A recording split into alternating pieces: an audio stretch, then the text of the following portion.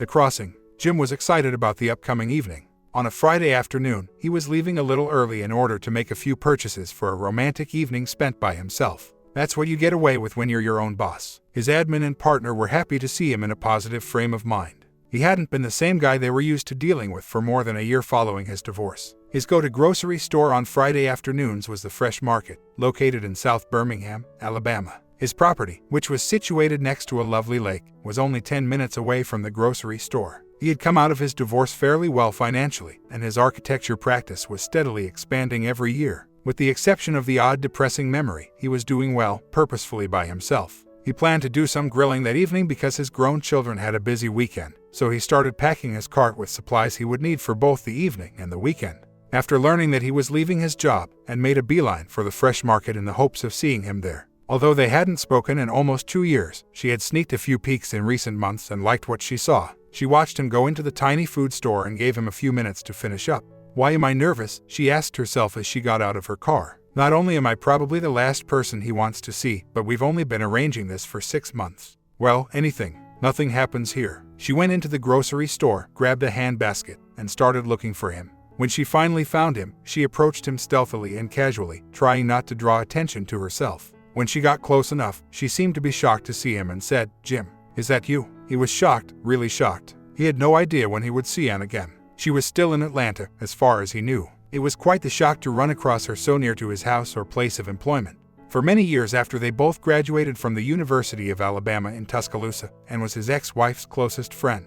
They were the maids of honor for one another. Any pleasantries from her were unexpected, since their previous conversation didn't go well, and his insides constricted at the sight of her. And, whoa, how many years have passed, 2 or 3? She had paid him a visit at the residence of his now ex-wife, Stacy, the last time he had seen her. At that moment, he was once more in the doghouse. The fact that he was being held there while his wife's affair was raging was unknown to him at the time. "It has been about 3 since we last saw one another and 2 since we last spoke," she retorted. "How are you doing?" "Oh, all right, I suppose. You are aware. Just maintain working hard at my job and make an effort to see the kids whenever I can now that they are adults." To be honest, he wasn't really excited to see her. That wasn't really correct, though. Her presence always made him happy. At 51, she could still draw attention. There were now a few gray streaks in her auburn hair. She didn't seem to color it, which pleased him. She had a nice body and was perhaps 5 or 4 years old. It appeared as though a portion of the support she often possessed in her hips was absent. She was wearing a white blouse that was just thin enough to show something lacy below, and it looked like she had just gotten off work. Her low heels and wide-leg jeans looked really stylish. She was attractive, but then, she was generally attractive. The truth was, as much as he had always appreciated her beauty, he was not in the mood to speak with her right now. When he last saw her, she was trying to reconcile with Stacy after their divorce and was supporting her, which caused tension between them. Shame. Even though they had never been close friends, he had always liked her before that. Attempting to be courteous, he inquired, "What about you? How are you doing?" Though his mouth was smiling, and could still see the condemning expression in his eyes, his courtesy didn't surprise her, as he had always been a gentleman. In actuality, she had been expecting it.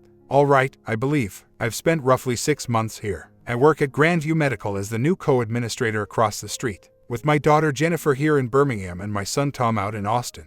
I relocated here because I had no reason to stay in Atlanta. This is located in Vance, right next door to my parents' house." Making the choice was simple. He reasoned that Stacy was most likely enjoying having her best buddy visit. "Oh, I was unaware of your move here. I mean, Stacy and I haven't actually talked since the divorce. The ex-wife, Stacy, teaches at the University of Alabama in Birmingham, or UAB. He received information that she was having an affair with a doctoral candidate. To obtain the evidence, he engaged a private investigator, and the process was simple and quick. He filed for divorce from her after learning of her affair because their marriage had already been tense for many years. He inquired, "Does that mean you and Adam are no longer together? I thought you knew." She was very sure he had ceased spoken to Stacy long before the divorce was official, thus it seemed odd he would be aware of her divorce, therefore she believed he didn't. She went on, "I found out he was cheating, again, around the same time you found out about Stacy's affair." In response, he said, "Wow, I apologize. What is wrong with human nature? No, I never heard from her. Well, as I've already mentioned, we don't speak much. About you and Stacy, I apologize. You weren't worthy of that." "Thanks, I also didn't believe that. Actually, you didn't either." She said, "Thank you." He led her to a more private area of the shop, since this was a chat he definitely didn't want anybody to overhear. "If you mean that, then why were you so determined for me to forgive her?" he said, his voice carrying a hint of fury. You were quite critical of me. I was just trying to be persistent and persuasive, she remarked. If I harmed you, I apologize. My best friend was her. I wasn't hurt by you. Yes, she did. You simply adopted her viewpoint and made an attempt to defend herself, saying, I didn't choose to support her. I simply tried to encourage her. I abhor her actions. I had thought that you would pardon her at the time.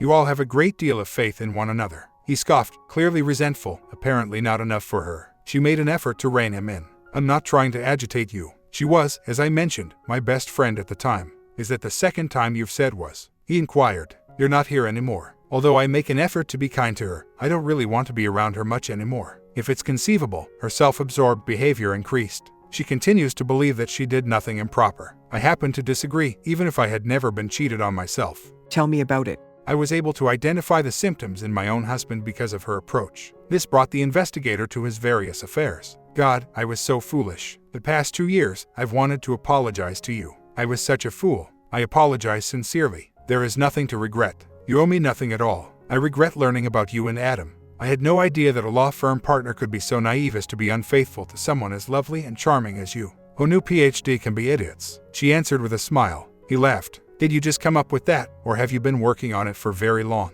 I've been working on it and other things, she said. That was the best solution I could think of. I like it, he said. Personally, I think pathetic harlot garbage is my favorite. She gave a hearty laugh and gave a nod of agreement.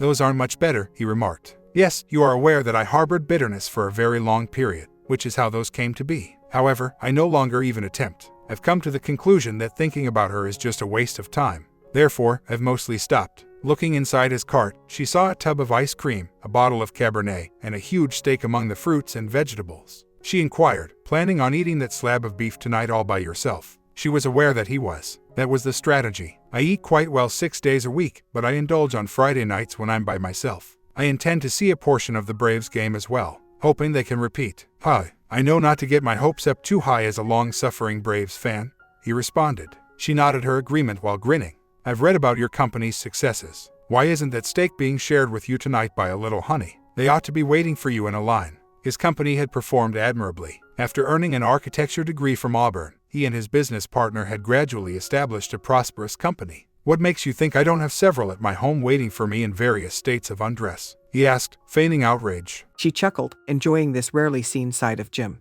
Because I recall what Stacy mentioned about you and what you enjoy doing on Friday nights when you're by yourself. And that is a single steak for one, the woman remarked. Though it's only a single, it's a large steak. He laughed somewhat, but mainly to himself. Her basket was empty, as he saw. Are you still deciding what you want for tonight? I already have my ideal outcome in mind. However, it's still unclear what will be consumed. It surprised him to hear it. Did she make fun of him? What are you playing at, Anne? Huh, why do you believe I'm trying to fool you? She seemed to be flirting innocently when she said it, but her prior statements were anything but innocent. You're my ex-wife's best friend. Ex-wife and ex-best friend, remember. I still have the impression that I'm trying to keep up with everything here while wading through molasses. Do you need anything from me in particular? Since you're spending the evening by yourself, I'd like to purchase you a bottle of wine and a steak, which you can cook for me while I prepare the finest ratatouille you've ever had with creamy Parmesan polenta. After supper, we're going to settle down and enjoy each other's company while eating that tub of ice cream straight out of the carton. This will continue until you grow bored of me and throw me out. He was taken aback, not at her audacity. Though always fiery, she accepted her offer. And, I don't understand. Not that I have any complaints. With the exception of my children, I haven't cooked for anyone in a very long time. I mean, I adore the thought of having dinner with a stunning woman, but that's all. Just since we've been speaking, I've spotted 6 guys. Several of them are much younger than us, eyeing you out. They're aligning themselves around you. Why me? I'll tell you, but only if you cook for me. What if I'm a terrible cook? He joked. How about if I made a briquette out of your steak? Are you certain you want to accept that risk? Nothing about this is based on luck. Besides, we'll eat the ice cream and anything I fix if that occurs. Issue resolved. We'll order anything and still split the ice cream if the worst happens and I burn mine too. Who am I to turn down such a beautiful woman? With a smirk, she answered, flatterer. In 5 minutes, please, and I'll check in with you. While he was finishing his shopping, she sped around the store, picking up every item on her list that she had already prepared. She met him at the checkout line a short while later. Do you remember where I live, or do you need to follow me? He inquired as they left the store. I remember, but I'm not letting you out of my sight. After a mere 10 minutes, they were entering his garage and retrieving their goods. Do you mind if I borrow your fridge, so these few things don't spoil? She inquired as she was leaving. Not at all. Take care of yourself. The mansion had always appealed to her. The house was of a good size, with lots of wood and stone both inside and outside. The inside featured a spacious layout with ample windows providing views of the flagstone patio and the lake below. Though she had always felt at home at Jim and Stacy's house, she had previously lived in a much larger house in Atlanta, Adam's monument to his success. Once inside, he watched her place a medium-sized bag of items in his refrigerator before beginning to prepare her vegetables and locating a pot for the polenta. He prepared their steaks and the asparagus he intended to grill while he fired up the grill. He offered her a glass of sangria from the refrigerator as they worked on supper and talked about their kids and careers. She said wow, accepted, and took a sip. "Did you make this? This is excellent. I'm grateful. Last night, I succeeded. For the weekend, I prefer to keep a pitcher on hand. I got a new bottle of wine tonight to replace the one I used for this." She grinned at him and took another sip. "I have a good feeling that you were underpaid. It's fortunate that we each purchased an additional bottle." "All right." She was openly flirting with him, and although he wasn't attracted to her, he didn't mind because she was a beautiful woman.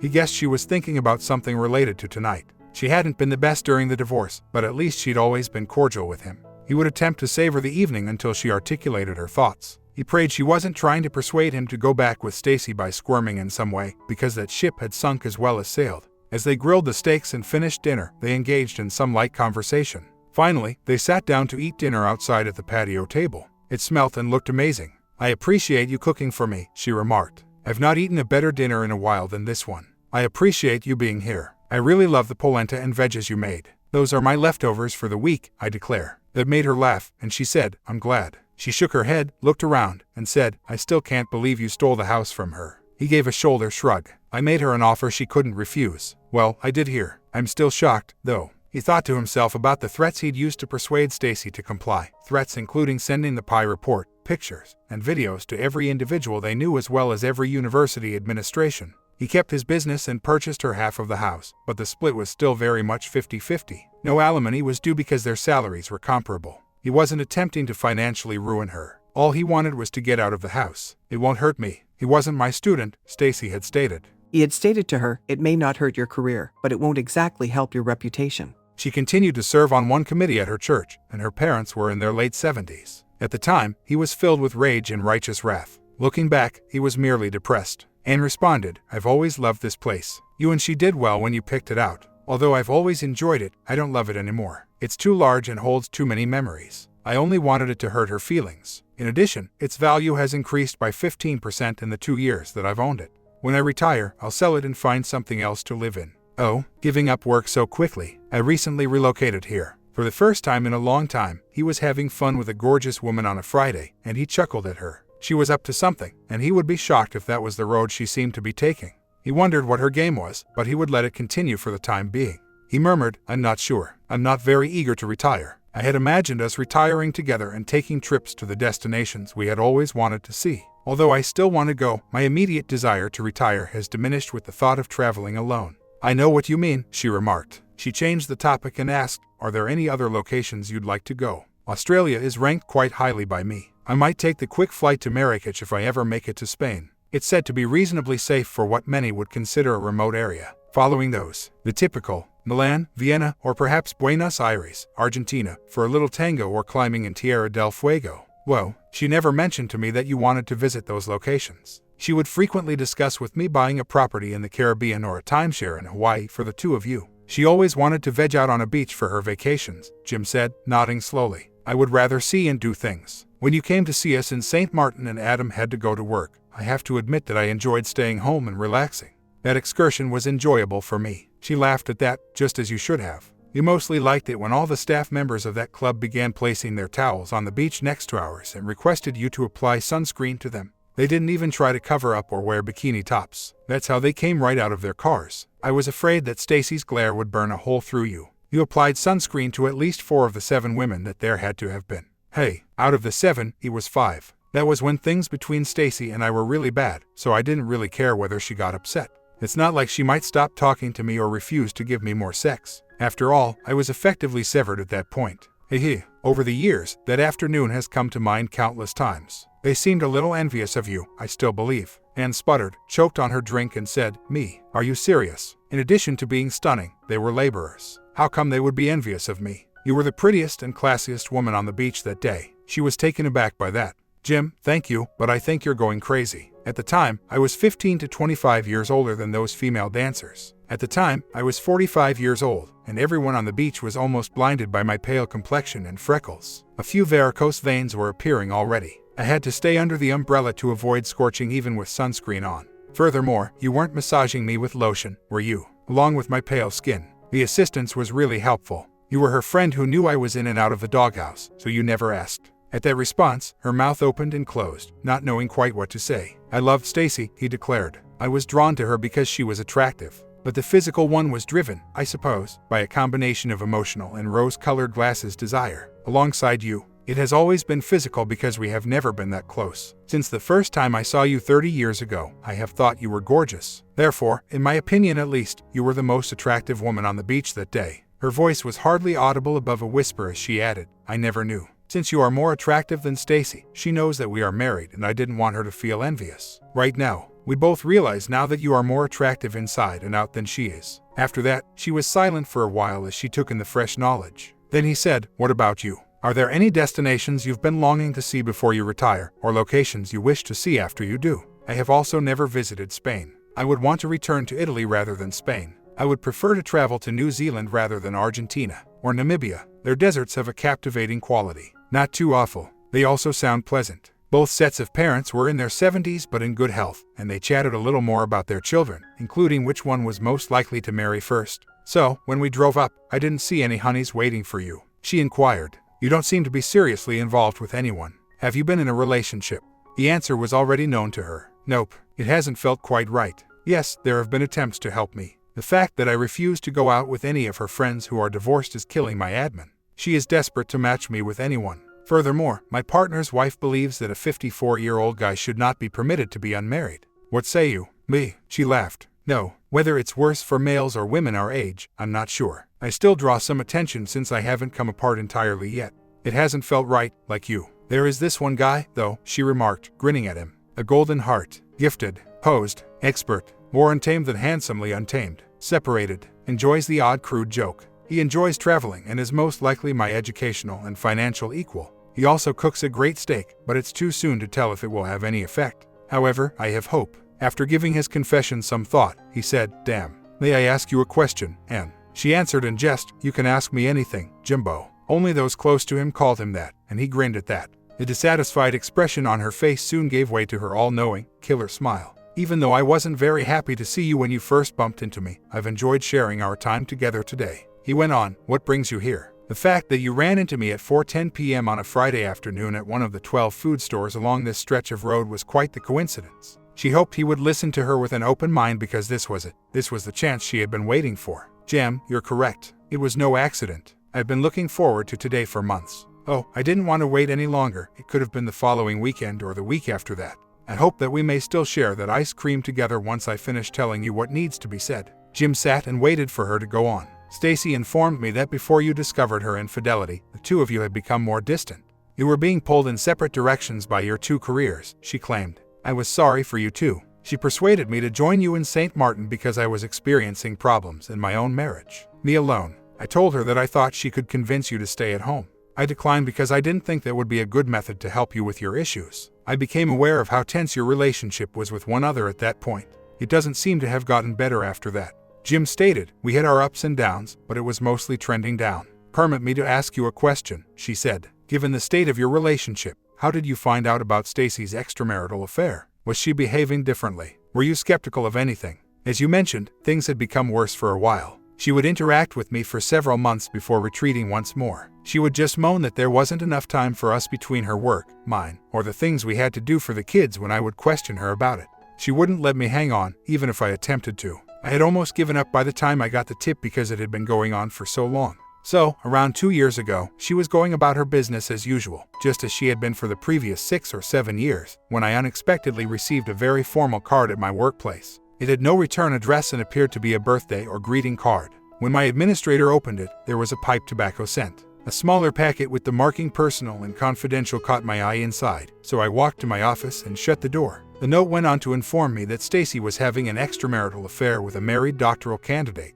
It also detailed the pattern of Stacy's adultery, which consistently occurred on days when she had afternoon courses. That morning, she will meet her sweetheart. Sadly, I didn't even question the accuracy of the information I was given. An affair would explain a lot, but she was my wife, and I should have been standing by her or at least saying, no way. I therefore engaged a pie. They always stayed at the same hotel close to UAB, so it was simple for the pie to bribe the young man at the check-in desk to let them into the room where he had set up a few video cameras. Less than a week later, I received another card that smelled just like pipe tobacco and had similar information. That was the last thing. Simple. I confronted Stacy after sending a copy of the folder and videos to the man's wife. She claimed that my request for a divorce was excessive and was upset that I had revealed her boyfriend to his wife. Really, to be honest, considering her past actions, what would be the purpose of continuing your marriage? Finding out about her affair was less of a discovery and more of someone putting it in my lap because I had been grieving for years. I was able to leave the marriage with less difficulty and suffering than I otherwise would have if her affair had been revealed to me. She didn't want a divorce, and added, "Not at all. You know she didn't, even if she was unable to explain why. She claimed to love me, but we both know that wasn't actually the case. She probably didn't want to abandon her routine. She was content with her life as it was, with me taking up my place and our combined wages primarily funding her hobbies. I didn't believe her when she said she would stop, and at that point, I wasn't all that concerned. I have a feeling that she believed I would get over my mad eventually, and would pick back up again after she felt I had calmed down. Had there been something worthwhile to fight for, I might have accepted therapy or thought about doing something as a kind of atonement for her. What, though, was the point?" He went on, talking about fighting. "That's what you were there for. Why did you insist that I forgive her so much? Even before the affair, you knew our marriage was on the verge of collapse. Why did you believe we could ever work together, her and me? I was not a big fan of you for a very long time. In actuality, you probably wouldn't have wanted to heard the response if a stranger had asked me about you 4 hours ago." She agreed with a nod of her head, saying, "I deserve that. Yes, I am aware. You were so kind to her, and for her, she was my best friend. I believed that she would end her affair and return to you if you could forgive her. I believed that you had the best chance of ensuring the happiness of my best buddy." He said, "Well, I guess eventually you got tired of fighting for her because I stopped hearing from you. Really, I realized that my biggest issue wasn't convincing you to forgive her. Yes, that was a major deal, but the main issue was that I didn't think she would ever change. She wouldn't genuinely seek for your forgiveness. Rather, she would do so in order to carry on living a nice life. I was not going to fight for her forgiveness if she showed no remorse. You are unaware that Adam had other relationships before the one that caused our marriage to collapse. I don't know how many affairs Adam had, but when I caught him the second time, around the time of your divorce, I'd had enough. And my supposed best friend knew how much his affairs hurt me but didn't see a problem with hers. That's one of the reasons Stacy invited me to come to St. Martin with you. I needed to get away from him badly before I could forgive him. So now it's confession time," she went on. "I sincerely hoped that you would forgive her and lead a happy, long life together. Even though I knew it would be difficult, I still had faith in the two of you and thought that you could overcome your differences and get back together. However, how could I forgive her if I didn't know what she did wrong?" he said, realizing what was going on. "Exactly. I didn't find out about Adam's affair through hers, but she admitted to me about hers when I informed her I wanted to leave him. I have no idea why. You would think she would be self-aware enough to know better than to tell me what she did and for me to listen to her without becoming empathetic. She felt, in my opinion, that she had to defend her affair. She was informing the wrong person, but she was unaware of this or didn't care. I think she's changed because of her affair. I attempted to persuade her to cease and ask for your pardon, but she remained unwavering in her belief that it wasn't affecting your marriage. She explained to me precisely what she was doing and didn't perceive any issues." "Well, honey, I certainly did. In order to keep you from knowing who was sending the card, I shipped the first one to my parents in advance along with a $100 payment to cover my dad's gas costs for the travel to Birmingham. He could buy a couple fine cigars with the additional money, or even some of his favorite pipe tobacco. He informed me that after taking my mother to lunch, he drove to an old pipe and tobacco shop in Mountain Brook and dropped off the card for them to send the next morning. That's most likely the reason the card smelled that way. When I talked with Stacy again, she was still trying to defend her position, so I sent a second card. I was getting ready to send a third card when she told me that you had caught her. I'm sure you thought I was a royal pain in the butt to you, but I was working on both of you. I was trying to put the two of you back together but on equal terms. I'm sorry if I blew up your marriage. It was none of my business, but she pushed the wrong buttons. I'll say it again. I'm sorry." Jim noticed that tears were starting to form in her eyes and questioned whether or not they were just for show. Oh no. Not only had he become cynical and harsh in the previous year after the divorce, but he knew that thinking those ideas reflected a very callous and cynical outlook. Perhaps he ought to focus on that. He replied, "I appreciate your sharing that with me. That does shed some light on what was going on at the time. I mean, it's in the past, but it does fill in a few gaps for me. So, thank you. But, why tell me? You know it doesn't change my opinion of her at all." "Oh, I see. He now realized why she had found him in the grocery store and why she had made the confession. "You wanted to change my opinion of you." She avoided glancing at him, preferring to gaze out at the lake, worried about what could be in his eyes. That was presuming that she could have read him at all through her tears, which were a mixture of grief over losing her marriage, her best friend of more than 30 years passing away, and her decision to rip off the band-aid that was largely failing to keep the massive wound in Jim and Stacy's marriage together. She still had certain goals for that evening, but from now on Jim would need to be open to assistance. He responded, "Is this because you have some interest in me?" She gave a nod of consent. "And you don't think this will interfere with any relationship you may want to have with Stacy?" She tried to gather herself and shook her head no. "The last time I spoke to her, she was unrepentant ... and I was very unsympathetic. We agreed that we probably didn't have much else to say to each other. She doesn't know that I tipped you off, but we said some pretty ugly things to each other at the end. I'm sorry to hear that. You two were like sisters for a long time." "Not at all. Please don't apologize. She was foolish. We've been cordial and have known one another for a long time, even though you and I have never been close friends. I've learned a great deal about you, good and terrible. I am aware of the kind of man you are, despite the fact that Stacy used to constantly complain to me about you. I think highly of you. Since you're a decent, caring man, I'd like to see whether we might go beyond just friendship. I started planning to move here to be nearer to my family as soon as I filed for divorce from Adam, and it took me 14 months to find a position that was equal to what I had in Atlanta. It's taken me this long to summon the courage to speak with you since coming here 6 months ago." Her request and admissions caught him off guard. When he got off work that afternoon, it was definitely not what he had anticipated. A smirk crossed his face as he turned to face her. "So tonight was our first date, and I wasn't even aware of it?" he inquired. "That's disappointing, damn you. Usually, I eagerly anticipate our date night." She really wanted to give him a smile in return, but she was afraid. "If we were going on a date, I'm not sure. Normally, I'm not this sensitive. I can't say that I ever remember a first date like this one," he laughed. However, anticipating his next move, she was staring at him. "However, I can't recall ever going on a first date with someone as elegant and gorgeous as you. Would you like to have dessert and lounge on the couch beside the lake?" She did smile this time. "Yes, that would be nice." She assisted him in clearing the table and putting the leftover food in the fridge. When she was done, he took 2 spoons and 2 napkins and she took the tub of ice cream out of the fridge. He led her out along the trail and toward the lake. The couch was an outdoor couch with a big, broad ottoman and a canopy over it. They built a fire in the fire pit to their side in a matter of minutes after he took out some kindling and some sticks of wood. He settled in after she patted the area next to her. After that, they started sharing the ice cream. "I apologize," he said. "I didn't even inquire. I hope you enjoy chocolate that's dark." "Yes, I do. It didn't really matter tonight, even though this is good.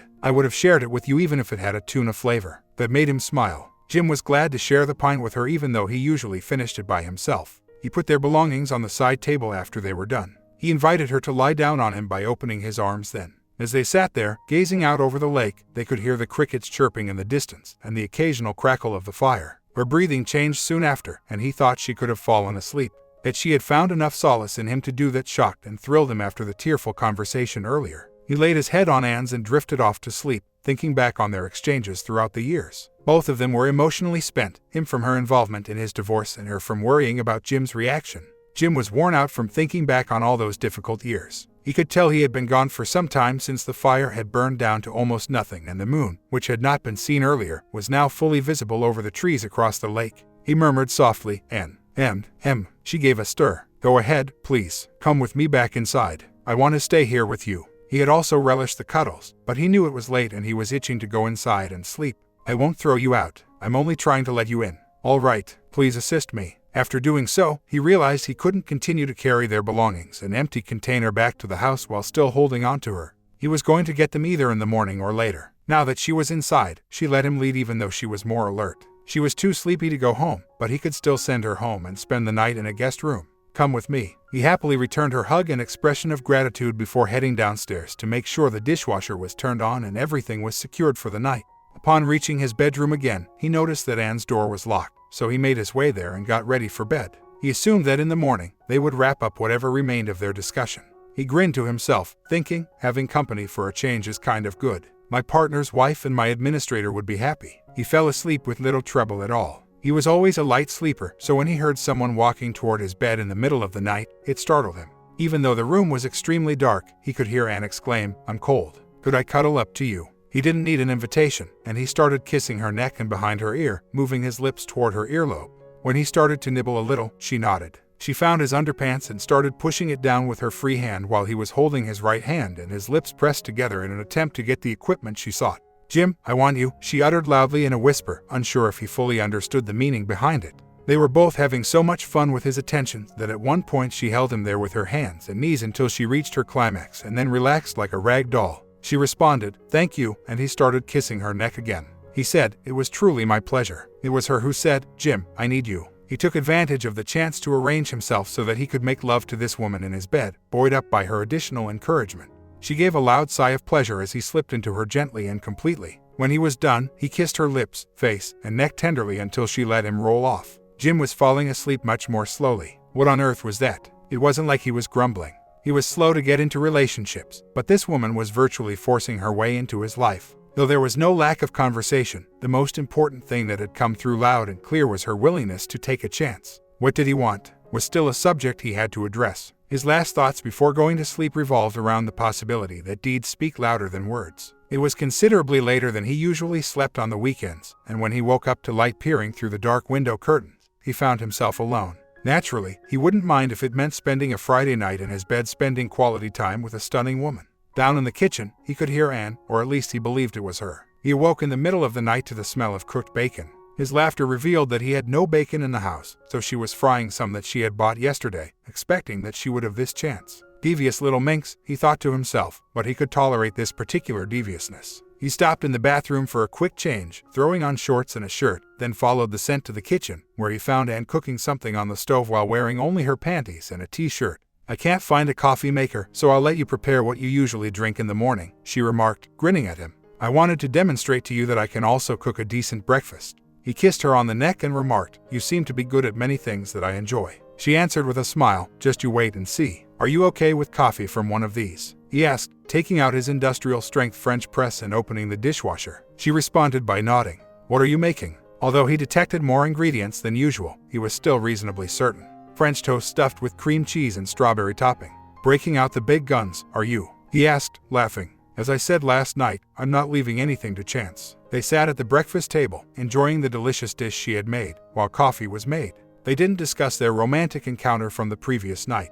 After they were done, she inquired, "Is there anything I'm keeping you from?" "I don't want to scuttle plans." Though he had no set plans for the day, he didn't think that. "Sticking around until I kick you out, huh?" was his response. She grinned, figuring that at last he was beginning to understand. He said, "Stacy always told me that you could be pretty tenacious." She laughed and said, "You have no idea. After the last 18 or so hours, I think you're painting a vibrant picture." He was still taking part in her attempt to catch him. She smiled. He inquired, "Do you think we can learn to love each other?" That took the edge off of her smile. Their conversation's level of seriousness has just increased by a few notches. "We're starting this weekend. We have a lot of mutual knowledge, and much of what I know about you I enjoy. I'm attempting to assist because I'm not sure what you know about me. Time will tell, but I believe we would make a terrific match. You had a plan for last night and this morning, didn't you?" A cunning smile appeared at that.